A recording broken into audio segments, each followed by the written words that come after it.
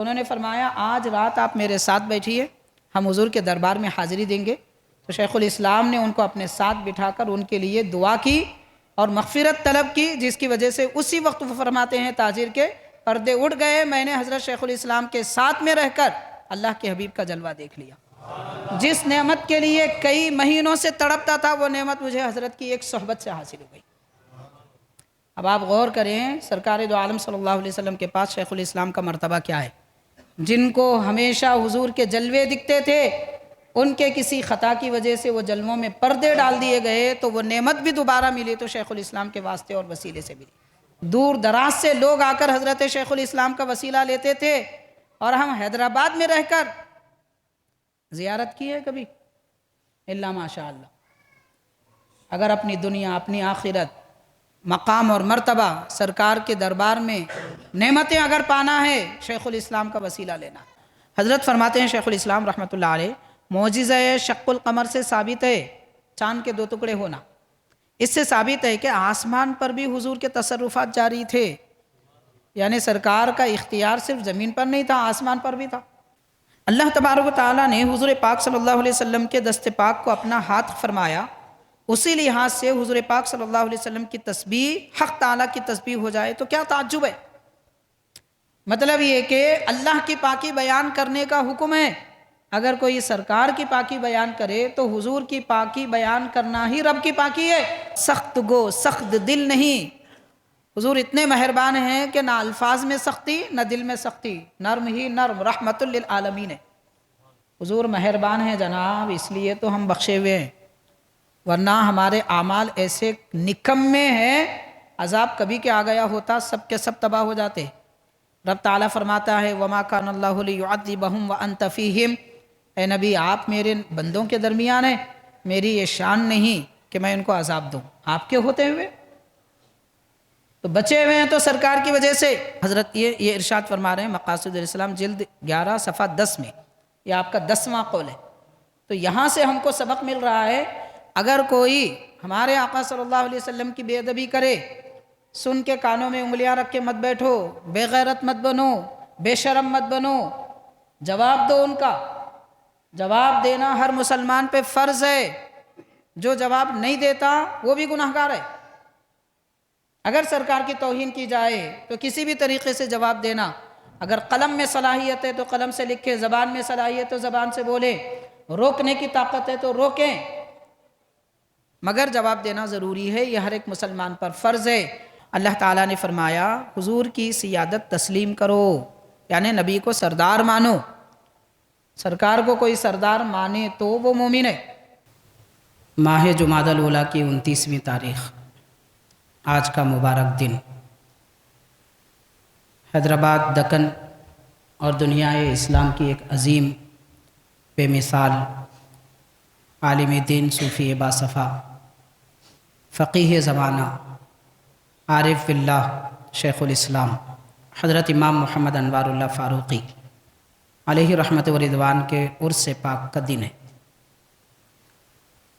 اللہ کا شکر ہے کہ خالق کائنات نے ہم مسلمانوں کو ایسی عظیم شخصیت کا ان کے علم سے استفادہ کرنے اور ان کے فیضان سے مستفید ہونے کا موقع عنایت فرمایا۔ حاضرین، حضرت شیخ الاسلام بانی جامع نظامیہ علیہ رحمت و رضوان کی زندگی، حیات اور تعلیمات کے متعلق کئی سالوں سے الحمدللہ جمعہ میں ہم آپ کو بتاتے آ رہے ہیں۔ پچھلے جمعہ حضرت کے کچھ ارشادات اور فرامین، بے مثال اقوال بیان کیے گئے تھے۔ وہ متفرق اقوال تھے، متعدد تھے اور علیحدہ علیحدہ عنوانات پر تھے۔ آج وہی اقوال بے مثال کا سلسلہ ہم جاری رکھتے ہوئے حضرت شیخ الاسلام بانی جامع نظامیہ رحمۃ اللہ علیہ کی تصانیف سے، کتابوں سے وہ آپ کے ارشادات ذکر کریں گے جن کا تعلق حضور نبی پاک علیہ الصلاۃ والسلام کی شان و عظمت سے ہے، کہ شان و عظمت حبیب صلی اللہ علیہ وسلم شیخ الاسلام بانی جامعہ رحمۃ اللہ علیہ کی تصانیف میں۔ حاضرین، ہمارے آقا رحمۃ للعالمین سید المرسلین صلی اللہ علیہ وسلم ہمارا ایمان ہے، اور نبی پاک علیہ الصلاۃ والسلام سے محبت اور آپ کی تعظیم و تکریم کرنا یہ ایمانیات میں داخل ہے۔ بغیر آپ کی محبت کے، بغیر آپ کی تعظیم و تکریم کے کوئی مسلمان نہیں ہو سکتا۔ زمین و آسمان کی تمام مخلوقات پیارے آقا صلی اللہ علیہ وسلم کی عظمت کو جانتے بھی ہیں، مانتے بھی ہیں۔ ایمان والوں کو اس سے بڑھ کر حضور کی عظمت اور تعظیم کو جاننا اور ماننا یہ لازم ہے۔ حضرت بانی جامع نظامیہ شیخ الاسلام امام انوار اللہ فاروقی رحمۃ اللہ علیہ نے اس عقیدت و محبت کو عام کرنے کے لیے کئی کتابیں آپ نے تصنیف فرمائی اور اس کے لیے کئی راستے بنائے، بہت ساری نصیحتیں اپنی کتابوں میں آپ نے فرمائی۔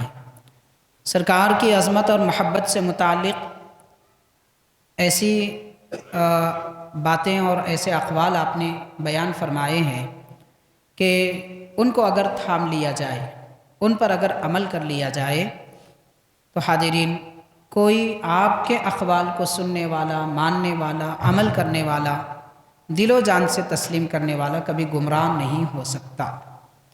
تو حضرت نے خاص کر اہلیان دکن اور عام طور پر تمام باشندگان اسلام کو، تمام اہلیان اسلام کو حضور پاک صلی اللہ علیہ وسلم کی محبت و عظمت سکھائی ہے۔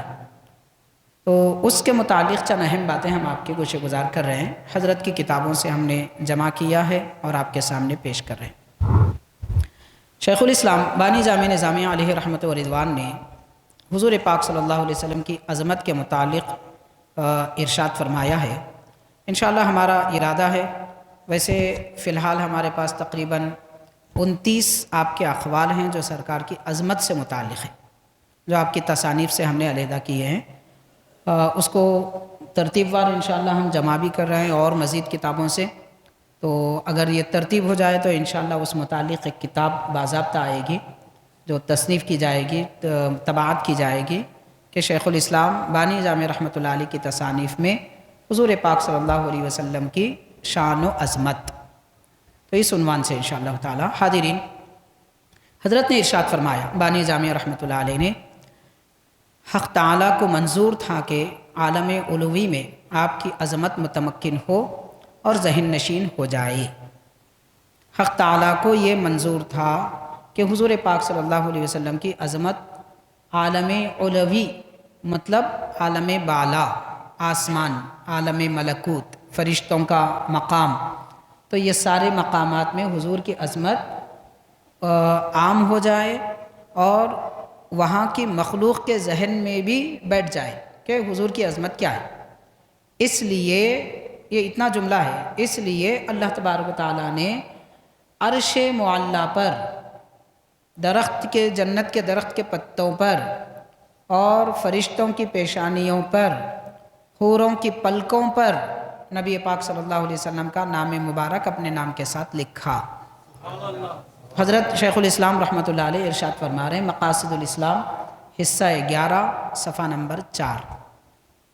اور دوسرا قول حضرت شیخ الاسلام کا یہ ہے، آپ یہ ارشاد فرما رہے ہیں کہ حضور صلی اللہ علیہ وسلم تمام اولین و آخرین میں سب سے افضل ہے۔ اولین و آخرین کا مطلب یہ ہوا کہ نبی پاک صلی اللہ علیہ وسلم کے تشریف لانے سے پہلے اور حضور کے تشریف لانے کے بعد جتنے انبیاء، اولیاء، صلحاء گزرے ہیں، ان سب میں حضور پاک صلی اللہ علیہ وسلم سب سے افضل ہے۔ افضل کا معنی سب سے بہتر، بے مثال، افضل کا یہ معنی ہے۔ اور فرمایا خدا تعالیٰ کے نزدیک سب سے زیادہ معظم و مکرم ہے۔ نبی پاک صلی اللہ علیہ وسلم اللہ کے پاس بھی سب سے زیادہ معظم و مکرم ہے۔ کیا بتانا چاہتے ہیں؟ حضرت کا یہ فرمان ہے، مقاصد الاسلام حصہ 11 اور صفحہ نمبر 5۔ حضرت یہ فرمانا چاہتے ہیں کہ آپ اور ہم ہماری اپنی عقل سمجھ کے مطابق کسی کی تعظیم کرتے ہیں۔ کسی کو ہم نمازی دیکھتے ہیں تو تعظیم کرتے ہیں۔ ضروری نہیں ہے کہ ہر نمازی واقعتاً اللہ کے پاس مقرب ہو، یہ تو قیامت کے دن پتہ چلے گا، مگر ہم دنیا میں ظاہر کو دیکھ کر کسی کو اچھا سمجھتے ہیں، کسی کو برا سمجھتے ہیں، کسی کے اخلاق اچھے ہوں تو ہم اس کے گرویدہ ہو جاتے ہیں، کسی کا علم اچھا ہو تو ہم اس پہ شیدا ہو جاتے ہیں۔ لیکن علم والا ہو، نمازی ہو، عبادت گزار ہو، پرہیزگار ہو، حسن اخلاق والا ہو، کوئی بھی ہو، اللہ تعالیٰ کے پاس مقرب ہونا ضروری نہیں ہے، مگر ہمارے آقا صلی اللہ علیہ وسلم کی شان ایسی ہے کہ نبی پاک علیہ السلام اللہ تعالیٰ کے پاس بھی معظم، تعظیم والے اور مکرم عظمت والے ہیں۔ تو بہرحال حاضرین، حضرت شیخ الاسلام رحمۃ اللہ علیہ نے یہ قول ذکر فرمایا۔ تیسرا آپ کا فرمان، حق تعالیٰ نے عرش اور جنتوں میں جو آپ کا نام ہر مقام پر لکھا۔ شیخ الاسلام فرما رہے ہیں کہ اللہ تبارک و تعالیٰ نے عرش پر، جنتوں میں آپ کا نام، حضور کا نام جو ہر مقام میں لکھا، اس سے یہی ثابت کرنا مقصود ہے کہ تمام عالم میں حضرت صلی اللہ علیہ وسلم کے جیسا عظمت و عزت والا نہ کوئی فرشتہ ہے نہ کوئی آدمی، کیونکہ جس نام کس کا لکھا جاتا ہے۔ ایک مثال حضرت نے اپنے انداز میں فرمائی ہے، میں دنیا کے آج کے اعتبار سے مثال دے کر آپ کو بتانا چاہتا ہوں۔ وہ یہ ہے کہ حاضرین، حضور پاک علیہ السلام کی عظمت اور شان اتنی بلند ہے، اللہ تبارک و تعالیٰ نے جنت کے پتوں پر، درخت کے پتوں پر اور فرشتوں کی پیشانیوں پر، جہاں دیکھو عرش کے پایوں پر بھی اللہ نے اپنے نام کے ساتھ حضور پاک صلی اللہ علیہ وسلم کا نام مبارک لکھا۔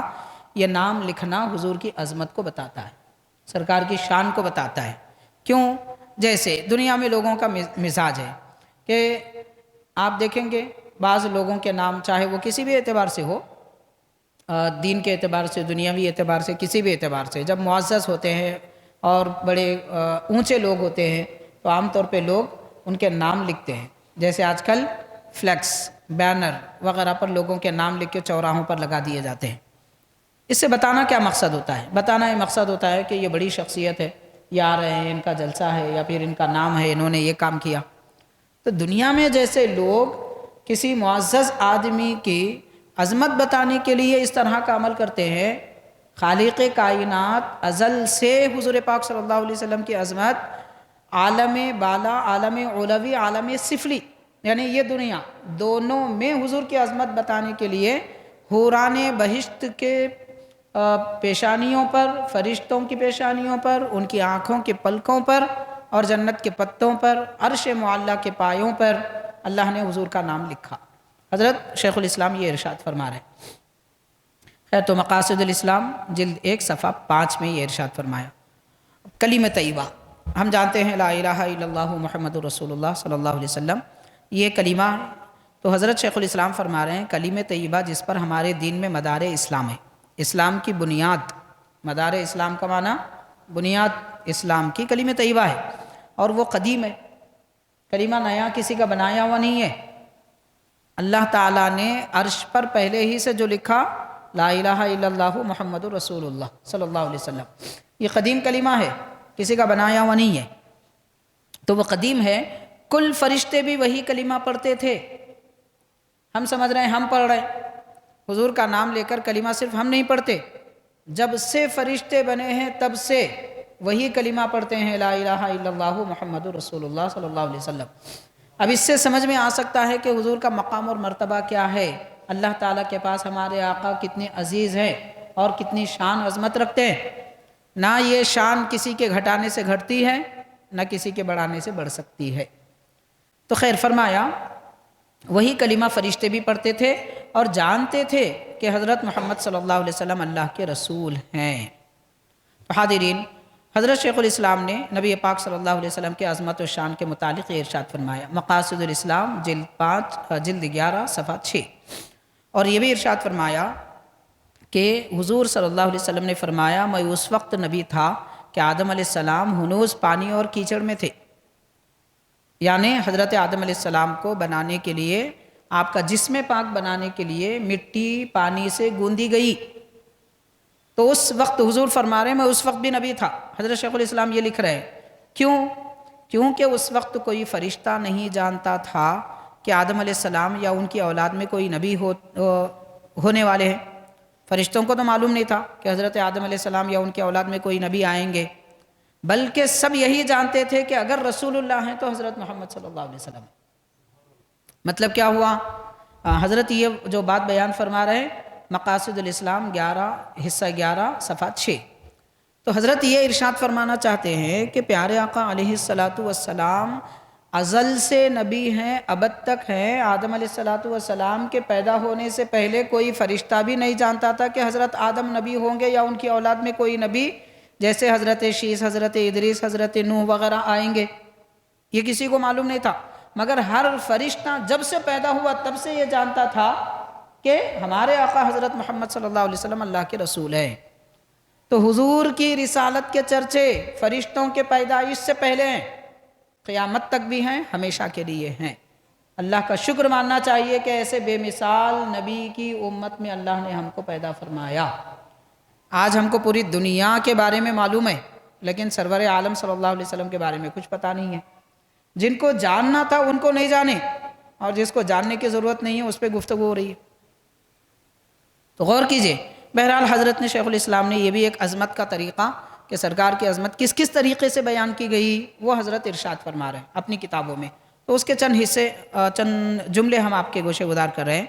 چھٹا کلام حضرت شیخ الاسلام کا، فرمایا اللہ تبارک و تعالیٰ نے حضرت صلی اللہ علیہ وسلم کے حضرت صلی اللہ علیہ وسلم کو خطاب کر کے فرمایا، حضور سے رب نے فرمایا، کیا فرمایا؟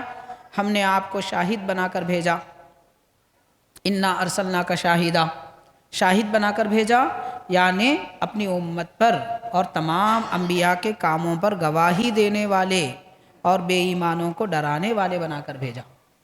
یعنی حضور پاک صلی اللہ علیہ وسلم پہلے والے نبیوں اور ان کے امتیوں کے ایمان کی بھی گواہی دیں گے، اپنی امت کے ایمان کی بھی گواہی دیں گے۔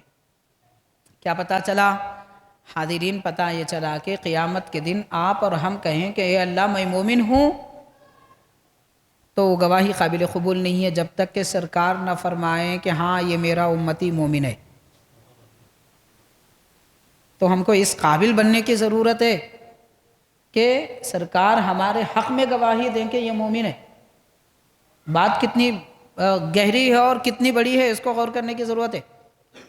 تو حضرت شیخ الاسلام فرما رہے ہیں حضور پاک علیہ الصلوۃ والسلام ہمارے ایمان کی گواہی دینے والے ہیں۔ مقاصد الاسلام جلد 11 صفحہ 8۔ ساتواں آپ کا فرمان ہے، بیعت رضوان کے بارے میں فرماتے ہیں۔ بیعت رضوان کیا ہے؟ فتح مکہ کے پہلے صحابہ اکرام ایک درخت کے نیچے بیٹھ کر حضور پاک صلی اللہ علیہ وسلم کے ہاتھ پر بیعت کیے کہ ہم حضرت عثمان غنی رضی اللہ تعالیٰ عنہ کی شہادت کا بدلہ لیں گے۔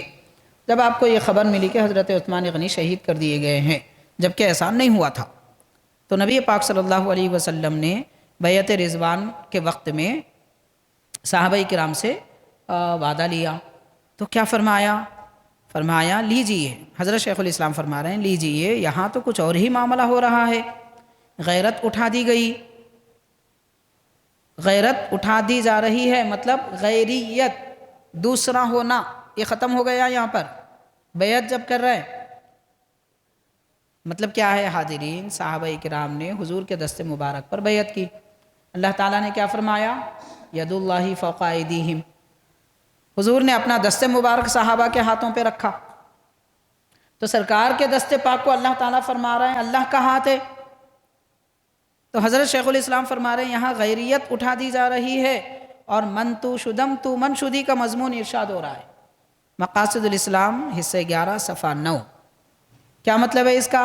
معنی یہ ہے کہ اللہ تعالیٰ فرما رہا ہے اے نبی میں آپ ہے اور آپ میں ہوں۔ اللہ تعالیٰ یہ فرما رہا ہے کیونکہ نبی کے ہاتھ کو خالق کائنات اپنا ہاتھ قرار دے رہا ہے۔ تو ایسی عظمت اللہ تعالیٰ نے پیارے آقا کو بیان فرمائی۔ مطلب یہ نہیں ہے کہ نعوذ باللہ حضور خدا ہے، نہ کوئی یہ کہا ہے نہ کہہ سکتا ہے، اور نہ ایسا کہنے والا مومن ہو سکتا ہے۔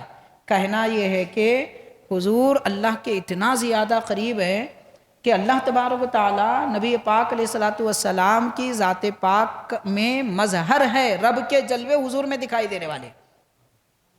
اللہ تعالیٰ کی قدرت سرکار کے دست پاک میں نظر آتی ہے، خدا کی نورانیت حضور کے چہرے میں نظر آتی ہے، رب تبارک و تعالیٰ کے معرفت حضور کی ذات میں پہچانی جاتی ہے۔ یہ بتانا یہاں مقصد ہے۔ بہرحال حضرت شیخ الاسلام نے ارشاد فرمایا، اور ایک آپ کا 8واں قول ہے تعظیم، نبی پاک صلی اللہ علیہ وسلم کی تعظیم کے بارے میں بھی شیخ الاسلام نے یہ ارشاد فرمایا کہ اللہ تعالیٰ نے ایک آیت پاک میں فرمایا وَتُعَزِّرُوهُ وَتُوَقِّرُوهُ کہ لوگو تم نبی پاک صلی اللہ علیہ وسلم کی تعظیم کرو، توقیر کرو، صبح شام ان کی رسالت کی پاکی بیان کرو۔ یہ جو رب تعالیٰ فرما رہا ہے اس پر حضرت شیخ الاسلام فرما رہے ہیں بانی جامعہ رحمۃ اللہ علیہ کہ یہ تعظیم حضرت صلی اللہ علیہ وسلم کی ہے تو بھی صحیح ہے، انہیں اللہ فرما رہے ہیں تم تعظیم کرو ان کی، تو کس کی؟ اللہ تعالیٰ فرما رہے ہیں کہ میری تعظیم کرو، یہ بھی مراد ہو سکتا ہے، ہو کا مطلب حضور کی تعظیم کرو یہ بھی ہو سکتا ہے، تو حضور کی تعظیم بھی مراد ہو تو صحیح ہے، اور اگر کہا جائے کہ خاص حق تعالیٰ کی وہ تعظیم و توقیر ہے تو بھی صحیح ہے۔ اس آیت میں اللہ تعالیٰ بندوں کو جو تعظیم کرنے کا حکم فرما رہا وہ حضور کی تعظیم بھی مراد ہے، رب کی تعظیم بھی مراد ہے، یعنی ایک جملے میں رب نے اپنے بندوں کو حکم فرمایا ایسا جملہ کہ اس سے حضور کی تعظیم بھی مراد ہے، اللہ کی تعظیم بھی مراد ہے، علیحدہ علیحدہ نہیں فرمایا، ایک لفظ میں دونوں کی تعظیم مراد ہے، یہ ارشاد فرمایا۔ اور آپ کی توہین وہ کسر شان کرے تو وہ بھی خدا کی توہین ہوگی، یعنی کوئی بندہ حضور کی توہین کرے معاذ اللہ تو وہ در حقیقت اللہ تعالیٰ کی توہین کرنے والا ہوگا، اور اللہ تعالیٰ کی توہین کرنے والا مومن نہیں ہو سکتا، نبی کی توہین کرنے والا بھی مومن نہیں ہو سکتا۔ یہ حضرت کا فرمان عالی شان ہے، مقاصد الاسلام جلد 11 صفحہ 9۔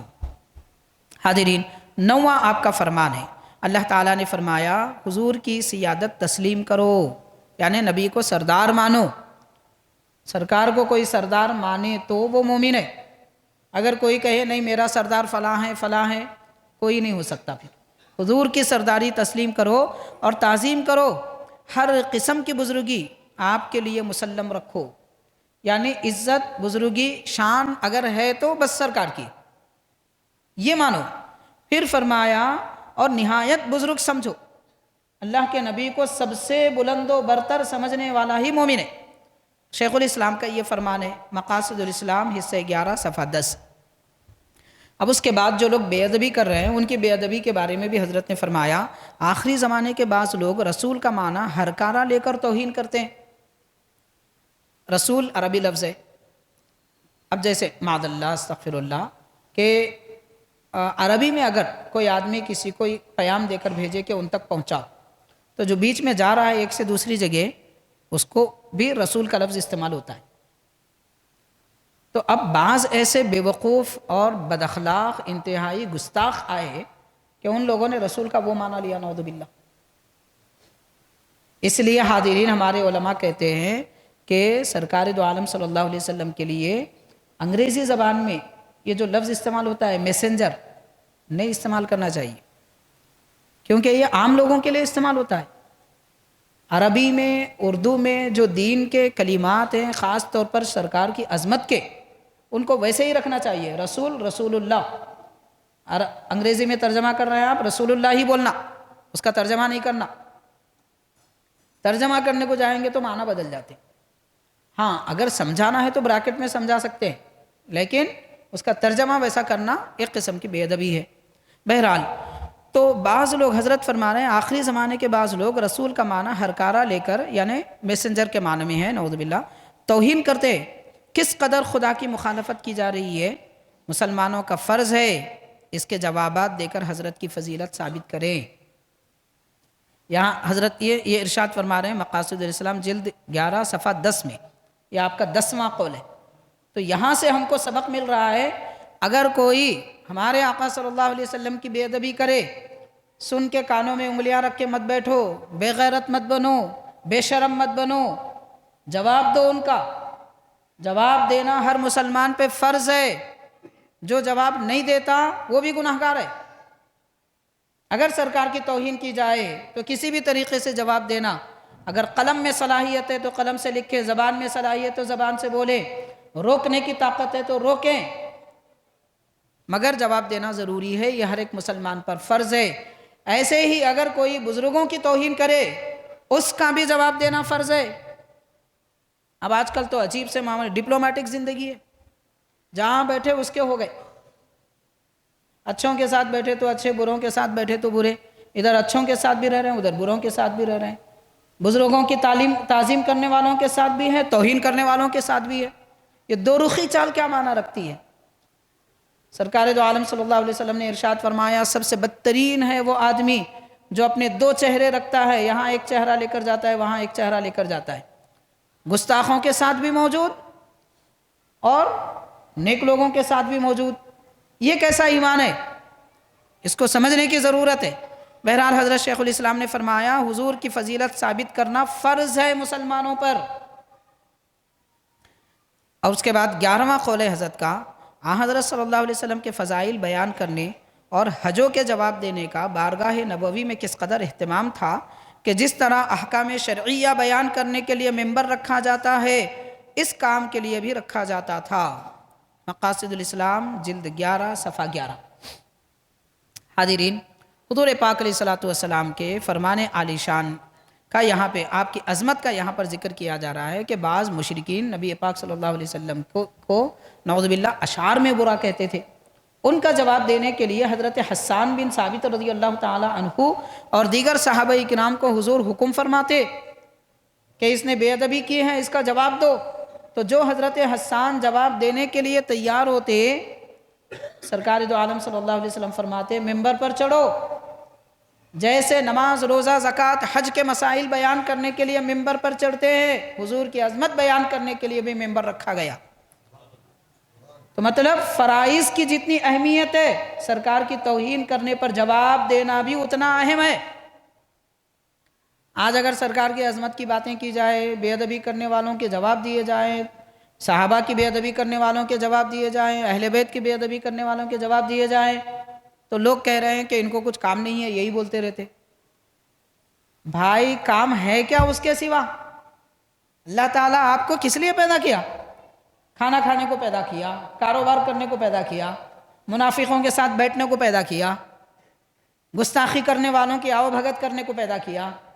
اللہ تعالیٰ پیدا اس لیے کیا کہ رب کی مانو، رب کو منواؤ، رسول کی مانو، رسول کو منواؤ، اس لیے تو پیدا کیا۔ علماء جو کام کرتے ہیں، غلطی کرنے والوں کا جو جواب دیتے ہیں، وہ اللہ رسول کے حکم پہ عمل کرتے ہیں۔ یہ بہرحال سمجھنے کی ضرورت ہے۔ حضرت شیخ الاسلام بھی ارشاد فرما رہے ہیں، تو اس کام کے لیے ممبر رکھا جاتا۔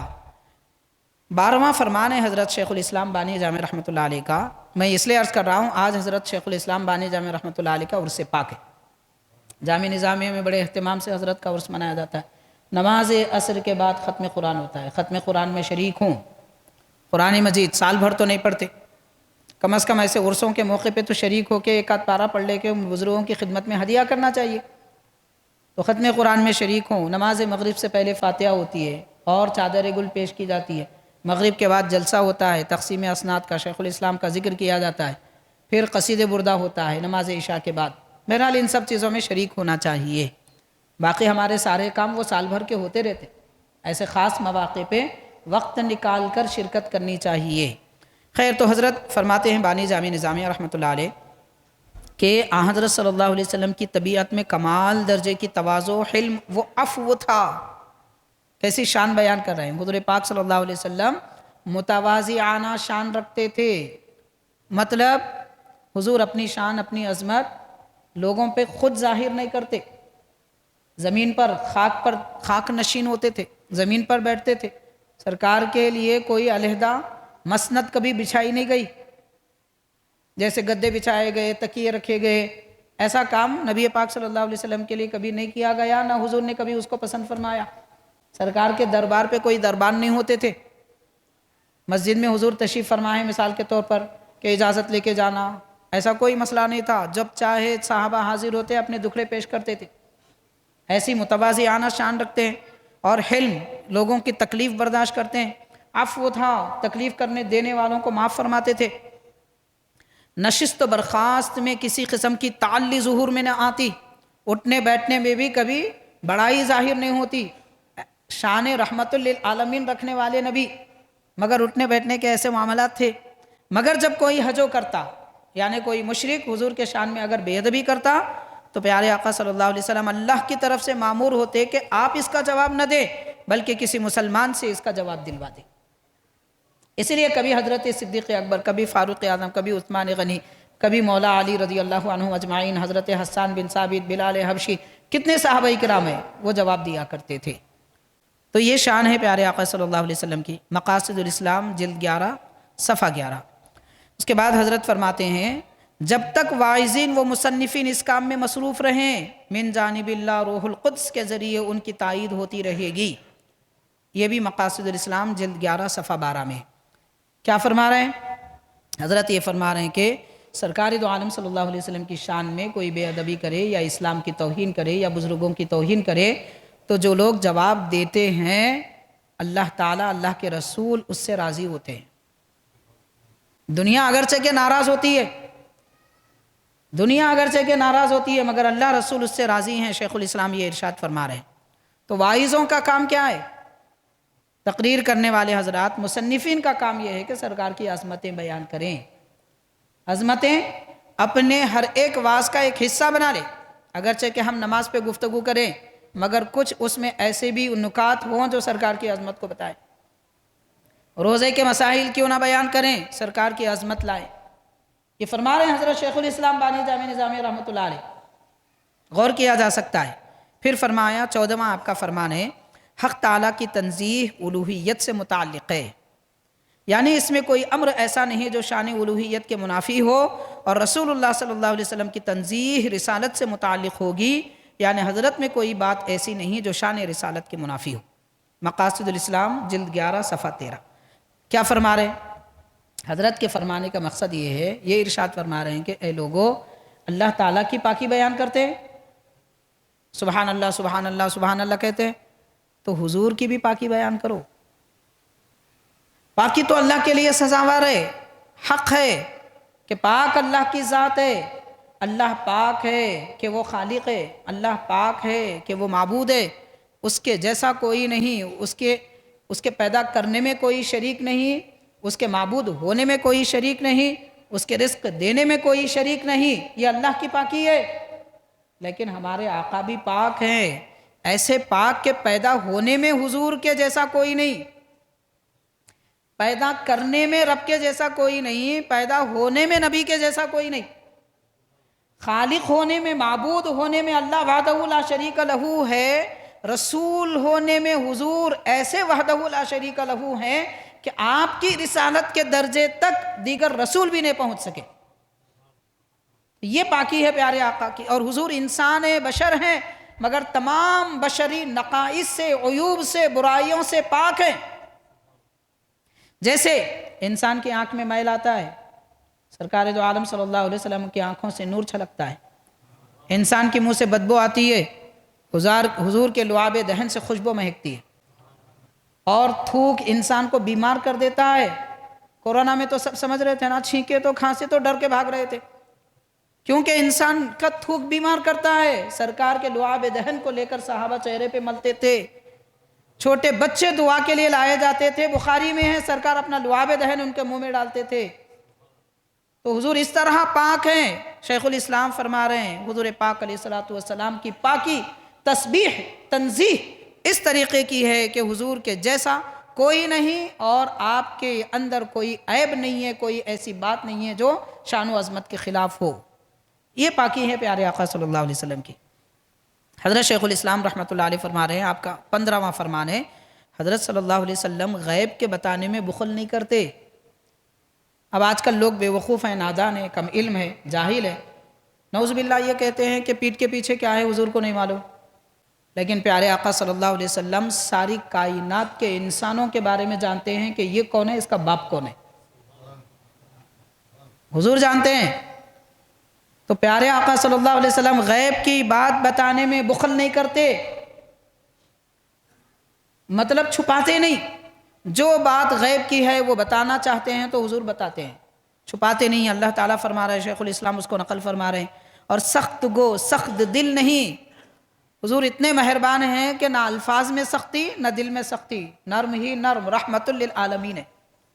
حضور مہربان ہیں جناب، اس لیے تو ہم بخشے ہوئے ہیں، ورنہ ہمارے اعمال ایسے نکمے ہیں، عذاب کبھی کہ آ گیا ہوتا سب کے سب تباہ ہو جاتے۔ رب تعالیٰ فرماتا ہے وَمَا كَانَ اللَّهُ لِيُعَذِّبَهُمْ وَأَنْتَ فِيهِمْ، اے نبی آپ میرے بندوں کے درمیان ہیں، میری یہ شان نہیں کہ میں ان کو عذاب دوں آپ کے ہوتے ہوئے، تو بچے ہوئے ہیں تو سرکار کی وجہ سے، ورنہ یہ کالے اعمال، کالی راتوں کے کالے کرتوت چہرے پہ لکھ دیے جاتے، سرکار کی رحمت نے پردہ ڈال دیا، اس لیے چہرے بھی چمکدار ہے، صاف ہے، حضور کا کرم ہے۔ تو شیخ الاسلام فرما رہے ہیں حضور سخت گو نہیں، سخت دل نہیں، وہ تمہارے رنج میں پڑنے کو گوارا نہیں کرتے۔ ہم غم میں پڑھیں تو حضور کو تکلیف ہوتی ہے کہ میرا امتی غم میں ہے، ایسی مہربانی فرماتے ہیں پیارے آقا صلی اللہ علیہ وسلم۔ مقاصد الاسلام جلد 11 صفحہ 13۔ پھر حضرت کا ایک فرمان اور ہے، ارشاد فرماتے ہیں کہ اللہ تبارک و تعالیٰ نے حضور پاک صلی اللہ علیہ وسلم کے دست پاک کو اپنا ہاتھ فرمایا، اسی لحاظ سے حضور پاک صلی اللہ علیہ وسلم کی تسبیح حق تعالیٰ کی تسبیح ہو جائے تو کیا تعجب ہے۔ مطلب یہ کہ اللہ کی پاکی بیان کرنے کا حکم ہے، اگر کوئی سرکار کی پاکی بیان کرے تو حضور کی پاکی بیان کرنا ہی رب کی پاکی ہے، کیونکہ اللہ نے اپنے نبی کو ایسا پاک بنایا کہ حضور کے جیسا کوئی نہیں۔ یہ جب کوئی حضور کی تعریف کرے گا تو وہ خود بخود اللہ کی تعریف ہو جائے گی۔ شیخ الاسلام بانی جامع رحمۃ اللہ علیہ ارشاد فرما رہے ہیں مقاصد الاسلام جلد 11 صفحہ 13، اور اس کے بعد یہ بھی ارشاد فرماتے ہیں جس طرح ہمارے عالم میں بادشاہ ہوتا ہے، دنیا میں political leader, C M, P M وغیرہ جو بھی بادشاہ ہوتے ہیں، حضرت فرما رہے ہیں عالم روحانی میں رسالت ہے، یعنی رسول کی رسالت، نبی کی نبوت، دراصل یہ بادشاہت ہے جن کو اللہ نے مقرر کیا، مگر وہ روحانیت کی بادشاہت ہے، یہ دنیا کی بادشاہت ہے جس کو ہم بادشاہت کہتے ہیں۔ تو فرمایا یہ ہم اپنی طرف سے نہیں کہتے بلکہ حدیث شریف میں اس کا ہم کو ثبوت ملتا ہے کہ حضور پاک صلی اللہ علیہ وسلم حضور پاک علیہ السلام عالم اعلیٰ اور عالم سفلی دونوں کے حضور بادشاہ ہیں، حدیث پاک ہے، حضور پاک صلی اللہ علیہ وسلم نے فرمایا ہے۔ حضرت کا یہ فرمان شیخ الاسلام کا مقاصد الاسلام جلد 11 صفحہ 14 میں ہے، اور حضور نے یہ بھی فرمایا، حضرت شیخ الاسلام فرماتے ہیں عالم کی ہر چیز سمجھتی ہے کہ حضور اللہ کے رسول ہیں اور واجب التعظیم ہیں، یعنی صرف ایک نافرمان جن اور نافرمان انسان یہ دونوں نہیں جانتے حضور کو، جیسے کافر، مشرک وغیرہ اور جنات یہ دونوں حضور کو نہیں جانتے، باقی ساری دنیا کی مخلوق جانتی ہے کہ اللہ کے رسول رسول ہیں اور اللہ کے محبوب ہیں اور ساری دنیا میں سب سے بہتر ہیں، واجب التعظیم ہیں۔ مقاصد الاسلام جلد 11 میں حضرت نے یہ ارشاد فرمایا۔ بہرحال حاضرین اور بہت سارے تفصیلات ہیں، ایک قول ایک اہم ہے وہ بیان کر کے پھر میں حضرت کی زندگی کے متعلق 2 باتیں عرض کروں گا۔ حضرت فرماتے ہیں شیخ الاسلام رحمۃ اللہ علیہ معجزہ شق القمر سے ثابت ہے چاند کے 2 ٹکڑے ہونا، اس سے ثابت ہے کہ آسمان پر بھی حضور کے تصرفات جاری تھے، یعنی سرکار کا اختیار صرف زمین پر نہیں تھا، آسمان پر بھی تھا، اسی لیے تو چاند کو 2 ٹکڑے فرما دیے۔ اور غرض کے ملک و ملکوت کی سلطنت حق تعالیٰ نے آپ کو عطا فرمائی۔ ملک یعنی یہ دنیا جس میں ہم رہتے ہیں، ملکوت یعنی وہ عالم جس میں فرشتے اور غیبی مخلوق رہتی ہے جس کو رجال الغیب کہتے ہیں، قرآن مجید میں اس کا ذکر ملتا ہے وَكَذَلِكَ نُورِي إِبْرَاهِيمَ مَلَكُوتَ السَّمَاوَاتِ وَالْأَرْضِ، یعنی ہم اسی طرح حضرت ابراہیم علیہ السلام کو زمین و آسمان کا عالم ملکوت دکھاتے ہیں، جو عالم کسی کو نظر نہیں آتا، اللہ تعالیٰ نبیوں کو بتاتا ہے۔ تو عالم ملک اس دنیا میں بھی، عالم ملکوت اس دنیا میں بھی حضور پاک صلی اللہ علیہ وسلم کا اختیار ہے۔ حضرت شیخ الاسلام بانی جامع رحمۃ اللہ علیہ فرما رہے ہیں مقاصد الاسلام جلد 11 صفحہ 17، اور حاضرین اس کے بعد فرما رہے ہیں کہ فرشتوں کی جبلت میں داخل ہے کہ جس کام کے لیے مامور ہیں ہمیشہ اسی کام میں لگے رہتے ہیں۔ فرشتوں کو اللہ نے جس کام کے لیے مقرر فرمایا وہی کرتے، دوسرا کام نہیں کرتے۔ انسان ہے جو دوسرے کام کرتا، فرشتے نہیں کرتے، مگر اس کے باوجود فرشتے اللہ تعالیٰ کے دربار میں بار بار عرض کرتے تھے کہ حضور تیرے نبی سے ملاقات کرنے کی اجازت دے،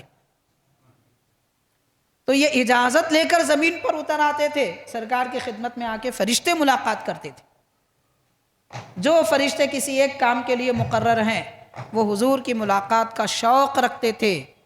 شیخ الاسلام حضرت بانی جامع نظامی رحمۃ اللہ علیہ ارشاد فرمان مقاصد الاسلام جلد 11 صفحہ 17۔ یہ 20 اقوال ہم نے آپ کے گوشے گزار کیے ہیں اور بہت ساری تفصیلات ہیں۔ بہرحال ان چیزوں کے ساتھ میں حاضرین حضرت شیخ الاسلام بانی جامع رحمۃ اللہ علیہ کا مقام و مرتبہ کیا ہے، عظمت کیا ہے، اس کو سمجھنے کے لیے بس ایک واقعہ اور میں آپ کو بیان کرنا چاہوں گا۔ کہ حضرت کی سیرت پاک میں لکھی گئی ایک مشہور کتاب ہے انوار الانوار، یہ تقریباً 100 سال پہلے لکھی گئی کتاب ہے۔ اس میں اس کتاب کے مؤلف حضرت قطب معین الدین رحمۃ اللہ علیہ شیخ الاسلام بانی جامعہ کے شاگرد ہیں، انہوں نے لکھا ہے کہ ممبئی میں ایک تاجر رہا کرتے تھے۔ وہ تاجر صاحب حیدرآباد آئے اور یہاں ان کے پہچان میں، ان کے ملاقاتیوں میں ایک عالم دین تھے، نواب بھی تھے، جیسے منسٹر ہوتے ہیں، اس وقت تعلیم کے منسٹر تھے حضرت مظفر الدین معلیٰ رحمۃ اللہ علیہ، بڑے ماہر عالم دین تھے، شیخ الاسلام کے شاگرد تھے، مگر ابتدائی زمانے میں شاگرد نہیں بنے تھے، ہم عصر تھے، ہم زمانہ تھے۔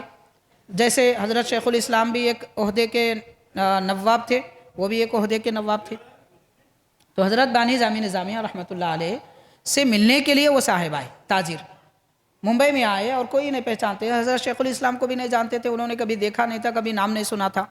مظفر الدین معلیٰ رحمۃ اللہ علیہ کے پاس آ کر کہنے لگے کہ مجھے انوار اللہ فاروقی صاحب سے ملنا ہے۔ وہ کون ہے میں نہیں جانتا، ان کا چہرہ بھی نہیں پہچانتا، مگر آپ ان سے مجھ کو ملا دیجئے، انوار اللہ نام کے مولانا ہے۔ تو مظفر الدین رحمۃ اللہ علیہ نے فرمایا کہ آج ہمارے پاس ایک علماء صلحاء اور نوابوں کی ایک میٹنگ ہے، اس میں بہت سارے حضرات آنے والے ہیں، آپ بھی آ جائیے، میرے ساتھ چلیے۔ 2-3 نام کے علماء حیدرآباد میں انوار اللہ نام کے ہیں، میں ان کی نشاندہی آپ کو کر دوں گا، آپ جن سے ملنا ہے مل لیجئے۔ ملاقات ہوئی، نشاندہی آپ نے کی، تو وہ صاحب جو تاجر آئے تھے وہ کہنے لگے کہ یہ فلاں، یہ جو حضرت ہیں، حضرت بانی جامعہ کو بتا کر کہے کہ ان سے مجھے ملنا ہے، کیونکہ میں نے ان کو خواب میں دیکھا ہے، اللہ کے نبی نے حکم فرمایا ان سے ملنے کے لیے۔ تو وہ فرمائے اور حضرت سے ملاقات کی، رات گزر گئی۔ تو یہ جو تاجر صاحب تھے وہ حضرت مظفر الدین رحمۃ اللہ علیہ کے مہمان تھے، لیکن وہ رات ان کے پاس نہیں آئے۔ اگلے دن دوبارہ آئے اور ملاقات کی تو مظفر الدین رحمۃ اللہ علیہ نے فرمایا کہ آپ ہمارے مہمان تھے اور نئی شخصیت سے ملاقات ہوئی تو ان کے ہو گئے، رات میں آپ ہم سے ملاقات بھی نہیں کی۔ تو وہ فرمانے لگے کہ بات دراصل یہ ہے کہ میں ایک تاجر ہوں، حلال طریقے سے کماتا ہوں، اور ہر رات نبی پاک صلی اللہ علیہ وسلم کی خدمت میں درود پڑھتا ہوں، اور جب بھی میں درود کے لیے بیٹھتا ہوں میرے پردے اٹھا دیے جاتے ہیں، حضور کا جلوہ میں علانیہ دیکھتا ہوں۔ تو یہ میری کیفیت کئی سالوں سے گزر رہی ہے، مگر پچھلے تقریباً چند مہینوں سے یہ حال ہے کہ حضور کا جلوہ نظر نہیں آ رہا ہے۔ میں نے اپنی خطا پر معافی مانگی، جو خطا ہوئی، توبہ کی، استغفار کیا، خیرات کیے، صدقات کیے، ریاضتیں کی، تہجد گزاری کی، مگر وہ پردہ جو پڑ چکا ہے پھر اٹھا نہیں۔ تو بڑی بے چینی، بڑی تکلیف کی بات تھی کہ اللہ کے نبی کا جلوہ دنیا میں دیکھنے والے، ان کے لیے اس سے بڑی نعمت کیا ہو سکتی ہے؟ اب ہم اندھوں کو کیا معلوم بھئی کہ حضور کا جلوہ کیا ہے، ان کی شان کیا ہے؟ کبھی دیکھے تو معلوم ہوتا، وہ دیکھ چکے تھے، ان کو احساس تھا، اس لیے وہ فرماتے ہیں کہ میں سیدھا مدینہ پاک گیا، سرکار کے روضہ پاک کے پاس ایسے بیٹھا کہ ضروریات زندگی کے سوا کبھی نہیں اٹھا۔ قریب کئی مہینے گزر گئے، آخر کار پیارے آقا مجھ پر رحم فرمائے اور ارشاد فرمایا آپ کی معافی اور پہلی والی نعمت دوبارہ اگر مل جائے اور معافی مل جائے تو آپ کو چاہیے کہ انوار اللہ فاروقی رحمۃ اللہ علیہ کو وسیلہ بنائیں، ان کے وسیلے سے ہمارے پاس معافی طلب کریں تو آپ کو وہ نعمت دوبارہ ملے گی۔ تو میں نہیں جانتا تھا، میں نے عرض کیا کہ حضور کون انوار اللہ صاحب ہے؟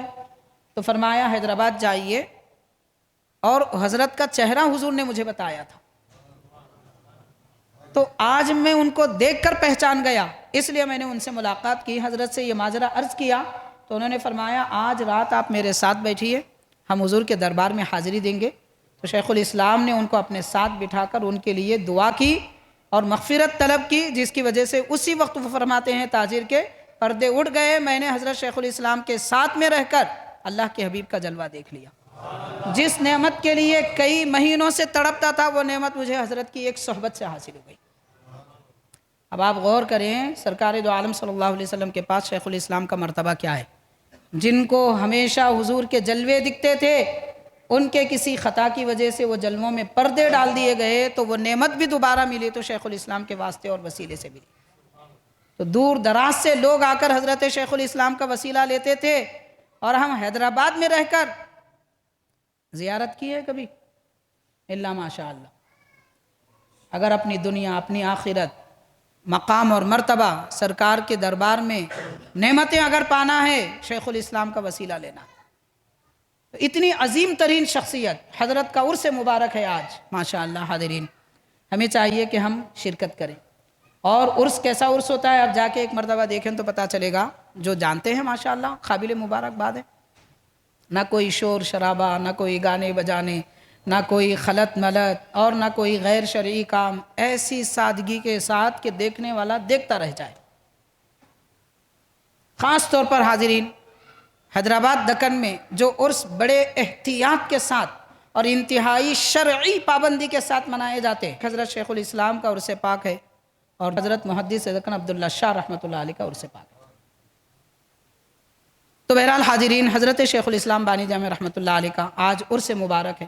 جامع نظامیہ ضرور جائیے، قرآن پاک کی تلاوت کیجئے، حضرت کی خدمت میں ہدیہ پیش کیجئے، اور جو نعمتیں اللہ تعالیٰ کی حبیب پاک صلی اللہ علیہ وسلم کی ہیں، جو ان بزرگوں کے واسطے سے ہم کو ملتی ہیں، وہ حاصل کرنے کی کوشش کریں، دنیا و آخرت سمر جائے گی۔